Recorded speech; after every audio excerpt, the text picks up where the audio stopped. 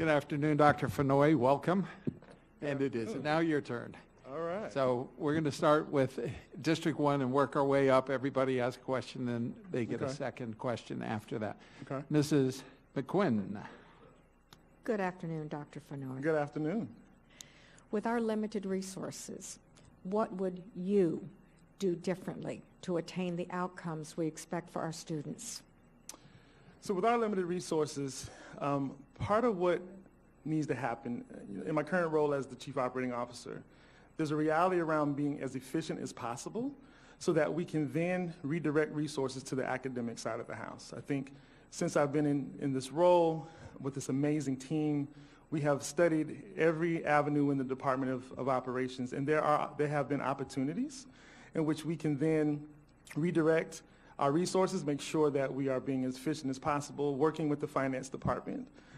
It has been a learning experience thinking about all of the businesses we actually run here at the School District of Palm Beach County, and having this opportunity to sit with the business community and just outside stakeholders to help us understand what we can do better. I think the more we focus on that avenue, we can then be able to make sure that we have the dollars associated to make sure our academic side of the house and those dollars get pushed down to the schools. Follow-up.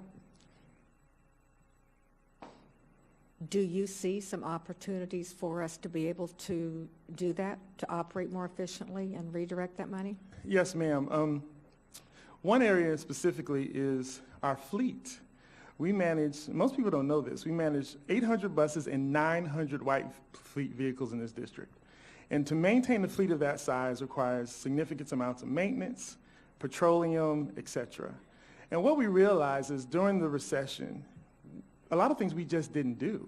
So now that the referendum, the taxpayers have allowed us this opportunity with the referendum to rebuild our fleet, some of these processes need to be outsourced because we just don't have the resources to build new tanks and pumps and maintain that. So we actually didn't budget for a lot of these things over the last couple of years. So if we're going to start budgeting for those things, we need to figure out a way to maybe outsource it to reduce costs. So, Mrs. Brill. Thank you. Good afternoon, Dr. Fennoy. Good afternoon. What do you consider to be your greatest strengths as a potential superintendent and your greatest weaknesses as a potential superintendent? I believe my greatest strength is my ability to collaborate and work with people. I think over the years, and my resume reflects this, that I've built great teams and worked collaboratively with people in a way that has yielded results. What the resume doesn't reflect is that all this was done with people and with dignity and respect. You don't have to be dogmatic and authoritarian to actually have people do great work for you. High achievement takes place within the framework of high expectations. I think the manner in which we work with each other allows that to move forward. I think my weaknesses in terms of being a superintendent, specifically for here, the District of Palm Beach County, is I'm at a disadvantage because of my role. I was like the known unknown. People knew I was here, but they don't know anything about me. And so part of the challenge is now, if given this opportunity by this board, is to build relationships with people, to come out of behind the operations realm and really start talking to people so they can realize that for 15 years, I was on the academic side of the house. And the last 2 years have just been my opportunity to understand business and develop the business acumen that allows us to think about the totality of the school district. So, Mrs. Whitfield. Thank you. Good afternoon, Dr. Fennoy. I wanted to ask you about project purpose-built communities. Specifically, do you support public and private partnerships which are designed to raise support from the philanthropic communities? And within that, how do you feel about project-based learning? So the answer is yes. When I was the executive director for New Leaders, that was my first experience working with the business community and the philanthropic community in order to raise the revenue necessary to run that nonprofit. There are things that the board just can't spend money on. This is, call it what it is. And so our business partners in the philanthropic community allow us opportunities to incubate ideas in a way that does not, they don't have the same type of burdens that we have in terms of policies and regs. I think as it relates to the purpose-built community, let's just be really honest, we have a lot of families and young people who we need to worry about children before they're born in a lot of instances. And I think helping parents understand what they do during the prenatal stage, what happens once they're born, how do we get them connected with the appropriate resources? And the purpose-built community model allows for that to happen. It's this whole, birth to graduation pipeline. It is a real thing. Many of us take it for granted because in my middle-class world, my wife and I do all those things for our children. My sister had her first child at 14. She didn't have those type of resources. So being connected to a community through something like Purpose Built allows us to really wrap our arms around the whole child and the whole family to allow them to move forward to prosperous outcomes. And let me give the same follow-up again. How do you see yourself as the helping with the philanthropic arm or as the forward-facing part of the school district to help with philanthropy? Well, part of it is being active in those communities, understanding who the key players are, understanding that the superintendent and his or her team, along with the governance structure of the board, those relationships and fostering them and cultivating them is part of the superintendent's role. Our current superintendent has done a masterful job of that work, and I don't see any reason why we would stop that momentum, but that becomes a focus of the new superintendent. Mr. Barbieri. Good afternoon, Dr. Fennoy. Good afternoon, sir. As you know, this board has had many discussions about the need to have an employee in each school whose only responsibility is to handle the social and emotional needs of our children. What plan would you put in place to provide support for students in crisis? Well, as the only candidate here who has a child in a Palm Beach County school, let me be really clear. What happened to our friends in the South scared all of us. And those of us that are parents who I drop my son off every day, and I do everything in my power to pick him up every day. And I probe him for questions around what his day was like, and did someone bully you, or did you stand up for yourself, whatever happens. And I think part of the reality, when I was a principal and when I was a teacher and principal manager, kids need to be connected to someone in that building. Those relationships, for whatever reason, I don't know if it's social media or just the tablets, whatever it is causing people to not to connect with one another anymore. And we're missing something. There's the education part of the system, and then there's the human side. And so, absolutely, we have to figure out a way to provide the necessary resources so that a child in a building has some adult that they can connect with and trust. And it's not always about data and test scores. Sometimes it's about just survival and who I am and depression and all these things that, many of us as parents are struggling to deal with our own children. So having this intimate relationship around the social emotional piece is something we absolutely cannot ignore anymore. Thank you. Mrs. Andrews. Thank you. Hello, Dr. Fennoy. My question deals with succession planning. Mm-hmm. How would you put together a plan to develop a pipeline for future leaders, teachers, as well as administrators in this district? So I've had a lot of experience with pipeline development work through new leaders and as area superintendent. Part of one of the challenges we often have is, do we actually identify teacher leaders and other teachers in buildings and give them opportunities to experience something other than what they're doing every day if they want? I don't really believe in forcing people to do anything. I think there has to be a desire to take on leadership roles. There's nothing wrong with being a career teacher. And I think for those people who want the opportunity, I think the regional instructional superintendent model allows us an opportunity to think about the pipeline, putting people in different types of environments so that they can experience work from both ends. I had the luxury of working in inner city schools and very affluent schools in Windermere, Florida. That experience taught me one thing. At the end of the day, kids are kids, and they all have challenges. And I think being afforded the opportunity to be in both places quickly advanced my leadership skills because those challenges are real. But I absolutely think we have an opportunity with our current structure to identify key people, create a system, not just textbook learning or case studies or reading articles, but really putting them in position to experience all the realities of the leadership opportunities that are available to them. So ultimately, they can make a decision. Do you really want to do this? Because for a lot of us, I remember as assistant principal for Dr. Vosa, there came a point where I thought, oh, he doesn't know what he's doing. And then I became a principal, and I was like, oh, maybe he did. That's just part, experience is part of the growth. And in that same vein, you have to provide safeguards for people to make mistakes. Everyone in this room has made mistakes. That's how you grow. So you can't penalize people when they try to do something different. So creating a safe space for people to learn and grow is what I would do in a pipeline development program.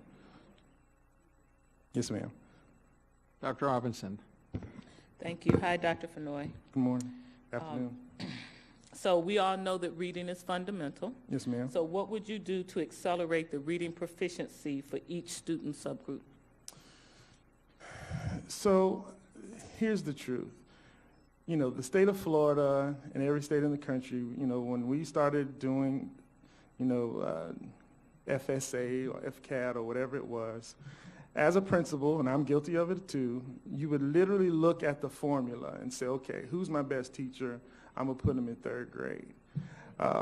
This is what I've learned from experience. Your best teachers need to be in kindergarten 1, 2. That's where they need to be. That's the foundation.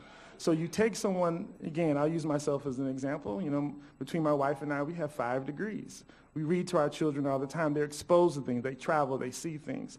So their level of sight word acquisition is tremendous, just by virtue of who their parents are. Well, there's a whole other population of people who they're spending every day trying to figure out how to feed their children. And it is not necessarily their number one thing. So I think in the school setting, we have to have, and let me be very clear, I think a lot of our kindergarten and 1st grade and 2nd grade teachers are great people. When I was in Fulton County, these are some of the most warm, nurturing people in the world. But they have to learn how to teach reading. You have to be clear in how you talk to children. When I looked at schools, really how I changed the model in Fulton was I looked at our dual language programs and this idea of complete and total infusion and really being deliberate in the type of words that our children were exposed to in the early grades. Because if you really think about it from a logical perspective, you put that much energy and time in actually pre-K1, K1, 2, then the 3rd grade isn't about bridging a gap. You're now just teaching the 3rd grade standards, which will allow those kids to be successful. So, and in that same space, I think it's important to understand that you have to be deliberate in the type of literature your children look at. I think, you know, when you select guided reading materials or level readers, it's important for all of our children to be able to see themselves in what they read. Because once you get to the secondary level, kids, just like everyone in this room, we read what we like to read, things that are interesting to us. And so I think it's important for the secondary level to make sure that the type of literature we expose our children to at some point put them in a position to see themselves in that literature in a different light. And also for those children to see that every villain doesn't have to look a certain way and every hero doesn't have to look a certain way. Because I think then it forces all of us to recognize that we're all humans and all of us are good and bad depending on the day. Dr. Fennoy, share with us what you expect from us as a board in order to move this district forward. My expectations of the board would, one, if to select me, just to give me a chance. I think there's just something to be said about who I am and where I sit in American society. I think I have done a lot of work over the 17 years and produced a lot of results. I think I would expect the board to be honest with me. I would expect the board to challenge me and to be brutally honest when I'm wrong and when I'm going in the wrong direction. I would expect the board to make sure that I meet the right people. You know, this is, you know, the superintendency is a macro and micro political position. And let's just be really clear what it is. And you all hold the relationships. And if we're going to be real honest around who I am, I don't have those relationships. So I need you to make sure that I'm in the right places at the right times. And then just to be fair with me as it relates to my own professional growth in this work. So, you know, I expect the board to be collaborative with me and honest. Those are like 2 big things with me. It's just tell me the truth, and I'll make sure that I tell you the truth at all times. Thank you very much. Now we'll do the second round of questions. Okay. Mrs. McQuinn.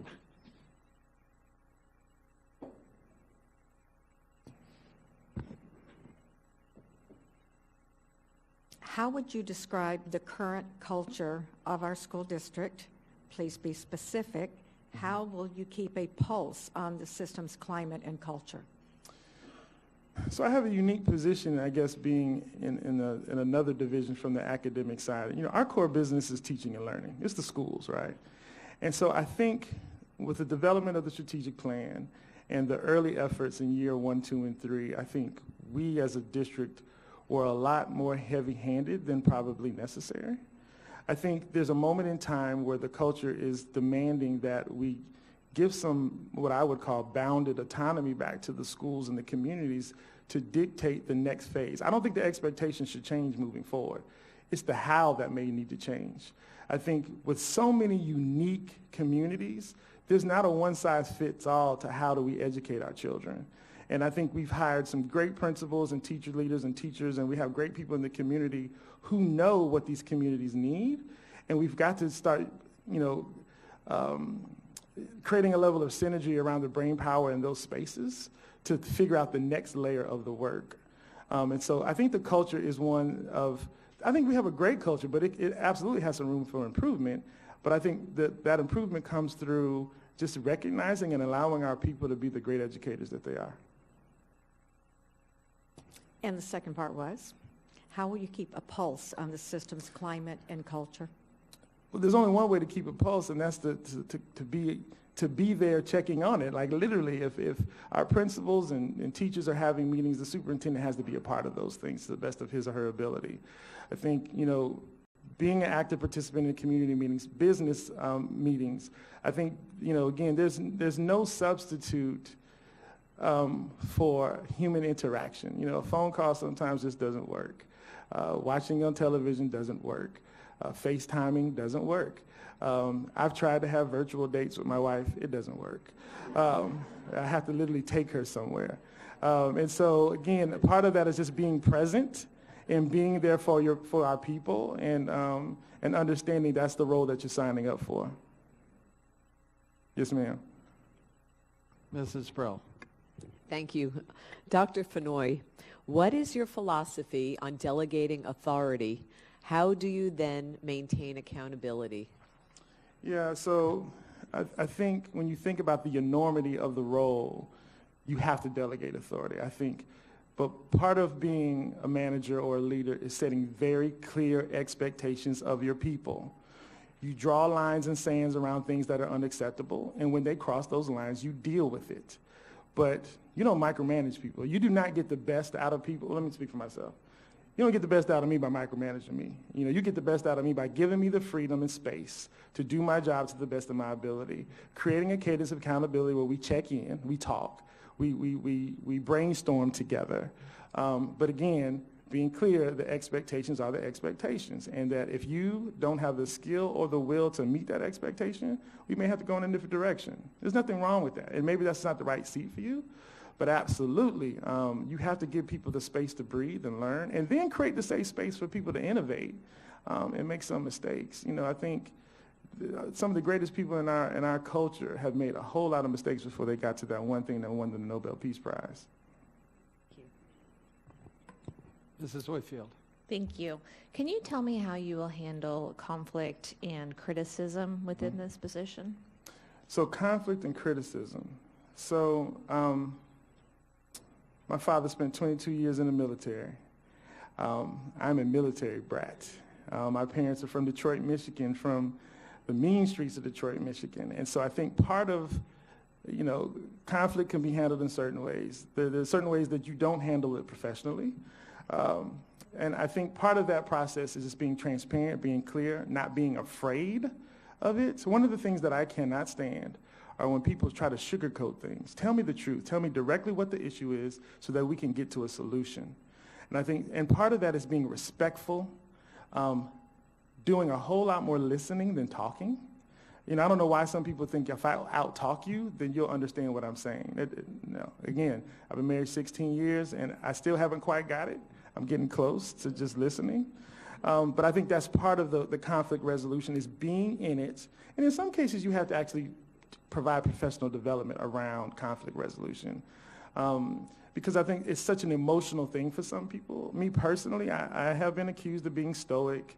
I just have a tendency to try to be in control of emotions because emotions are power. And when you lose your control of yourself, you're losing your power. The real power comes from sitting in it and just dealing with it. And then I just go home and cry. But I'm not going to show you that because I'm not going to give you that over me. And so I think that's part of the essence of being a true leader, is that sometimes I believe, and I used to tell all my principals in Fulton and in Baltimore, I'm going to take the punishment so that you can do your job. And that's, if a true leader understands that. Mr. Barbieri. Dr. Fennoy, as you know, Dr. Vosa has restructured the district into regions, and as you know, there is a regional superintendent and instructional superintendents. Mm-hmm. We also have a new organizational chart, which was substantially revised by Dr. Vosa. Mm-hmm. Please provide your thoughts as to whether you support the regional structure, what changes, not in personnel, but in structure only, that you believe should be made, if any, in the regional structure, and what changes, if any, you believe should be made in the organizational structure of the district. Okay. So, Mr. Barbieri and board, I think one of the things that I believe is that no matter the program or structure, it's the fidelity of the people who execute that actually matter. So I don't have any opinion on whether or not it's effective or not. My question would be, to myself, would be, do the principals think it's effective? We need to spend some time talking to the people who, think about it, what the structure is supposed to do is provide supports to schools. So in order for me to actually answer that effectively, I'd have to go talk to the people who are supposed to be supported by it. And I think that would be part of, what I would have to do in the first 100 days, is to ask that question. I think from what I can see, again, as a layperson on the outside of it, I think it's a wonderful structure. I think you have a small enough portfolio of schools for people to manage. They're the go-between between the board and the community. They can troubleshoot things in a quick, efficient manner. And then they're also in a place where they can report to executive staff about the realities of what's happening on the ground. I'm sure it needs to be tweaked. I mean, what system doesn't? And even in terms of our own structure at the executive cabinet level, again, I think it's part of a discussion with the entire team around what's effective and what's not effective. I know just from talking to all of you, a lot of people were confused why my office wasn't with the other executives. Well, maybe it was a good thing. But asking that question, like, so is the structure getting us the outcomes that we desire? And I think that's part of a conversation that has to be had as soon as the board selects their new superintendent. Thank you. Yes, sir. Mrs. Andrews. Thank you, Dr. Fennoy. This next question deals with actually student achievement. Mm-hmm. What have you done to positively impact student achievement with the assistance of teachers, principals, parents, and community? Can you tell me in detail some of your efforts to narrow or close the achievement gap? Yes. So if you don't mind, I'd give you two examples. I think in the days where I actually managed schools, part of that work was making sure that our principals and leadership teams were in such a place that they work with the school governance council to think about the K-12 continuum. Graduation actually starts in kindergarten. And then there has to be a conversation, a consistent conversation between each level around what the net set of expectations are. I think one of the things that I have done is this idea of raising the floor and the ceiling simultaneously. You cannot put all your efforts in remediating kids at the expense of children who are doing well in school. You can't do that. So you have to figure out a way for the entire ship to rise. And I think what I've been able to do is really focus on, subgroups, making sure that our literacy plans, there's a continuous achievement model, meaning that any child who is moving at a rapid pace and needs opportunities to learn and grow are afforded those opportunities. But all of that happens in collaboration with the principal and his or her leadership team. I think here in Palm Beach County, what I've done is help my bus drivers realize getting the kids on time matters in terms of student outcomes. Period. If they don't show up until the middle of the second period, that means they've lost a whole hour of school. That's a problem. And so our strategic plan is something that the operation division understands. They do impact that, and I think that motivates them to do more. Our food service workers understand if a baby can't focus because they're hungry, then their job actually does matter. If the maintenance and facilities team understands, in August, if it's 140 degrees in the building, there's no learning going on. And so I think even though I haven't been involved on the academic side of the house, really pushing our teams to understand where they sit in Palm Beach County directly impacts what principals and teachers can do in their buildings. Yes, ma'am. Dr. Robinson. Thank you. So data shows correlation between household income, wealth, and academic achievement. Here in Palm Beach County and other places, children living in poverty almost always underperform compared to their more affluent peers. We're the largest employer in Palm Beach County. Is it in our best interest to end poverty? And if so, what is the school district's role in doing so? So, absolutely. I mean, it's in our best interest to end poverty. I think our role is to provide a world-class quality education for every child. I think it's also our role to do everything in our power to make sure that our low-wage workers get a living wage. Yes. That's it. Okay. All right. Thank you. Yes, ma'am. Right. One of our challenges is dealing with the legislature. So can you share with us how you've worked with legislative issues in the past, and what is your role and what is the role of the board, and how does that tie into economic development of our county? Well, currently, House Bill 7026 and 7069 are at the forefront of my mind. Whatever's going to happen as it relates to these security measures, we as a board and staff are going to be asked to deal with those things. I think when it comes to our facilities, we went to the taxpayers with a very specific plan, and 7069 came around, and some of those dollars are now gone. I think, our role is, one, to put our heads together and figure out the next steps. But when I go back to 7026, I recall when it was first rolling out, I was actually heading down to meet Mr. Barbieri and Glenda Sheffield and Ian Salzman at Olympic Heights in West Boca. And I had this moment driving, and I said, what if Donald didn't come home today? And it became very personal because, as a parent in Palm Beach County, so close to that situation, these legislative matters matter to me. They just matter because I too, even though I'm an employee of a district and responsible for security as one of my departments, I'm still a father first. And so as we think about what needs to happen in terms of communicating with our legislators, again, my role, if selected as a superintendent, is to be intimately involved in that. Now, back to an earlier question, Mr. Shaw, in reference to what our board are some master politicians, so you're going to have to help me understand and navigate that and put me in the right places to have those conversations. But yes, we are obviously, as a community, influenced by what happens at the legislative sessions. And we need to use whatever power or influence we do have to make sure that our needs are met at every turn. Right. And a follow-up, and how does that tie into economic development here in the county? Yeah, so, we're not a revenue-generating entity, so we have to rely on the taxpayers for our funds. I think for us, part of that process, I'm fortunate enough to be, one of my departments is the Office of Diversity and Business Practices, this idea of how do we make sure that local vendors get access to the dollars that the board is required to be a steward of, so that those dollars can be infused back into the community in which the dollars were generated from.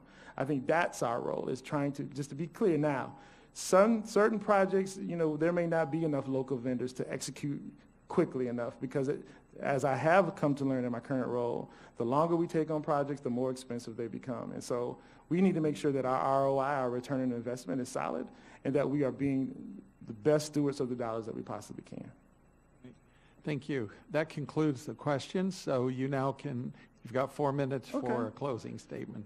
Well, first of all, let me just say how thankful, appreciative, and humble I am that you afforded me, of all people, to sit in front of you today. I think, though, this very fast 3-week period has kind of brought me out of the shadows, and I think through one-on-one conversations with everyone at this dais and people in the community, I think what stands out to a lot of people is, I think people have just been surprised about my background or what I've done. But I'll say this to you, I think I'm the only candidate that can literally sit down with the substitute teacher and the teacher and have an authentic conversation around that work. I can sit down with the assistant principal and the principal and have an authentic conversation around the joys and challenges of leading schools. I can sit down with cabinet members to talk about the challenges of managing such a Herculean district. But I can also have a conversation that other candidates can't have, which is how, running the businesses of Palm Beach County. There's another candidate that can have that conversation. We run the largest restaurant in Palm Beach. We run the most massive transportation system in Palm Beach. We run the largest construction infrastructure program in Palm Beach. And I have been very blessed and thankful that this board gave me an opportunity 2 years ago to sit at the head of that amazing team. And I understand it well. And so the superintendent is not just the academic leader, he's also the business leader of the district. And I have that opportunity, I have that skill set today. And so I just thank you all again.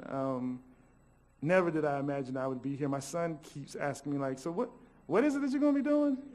I'm like, hey man, look, my steps are ordered by God. It is what it is. We're just gonna go through this. But I am just thankful for the opportunity for you to see me. Thank you so much. Thank you very much.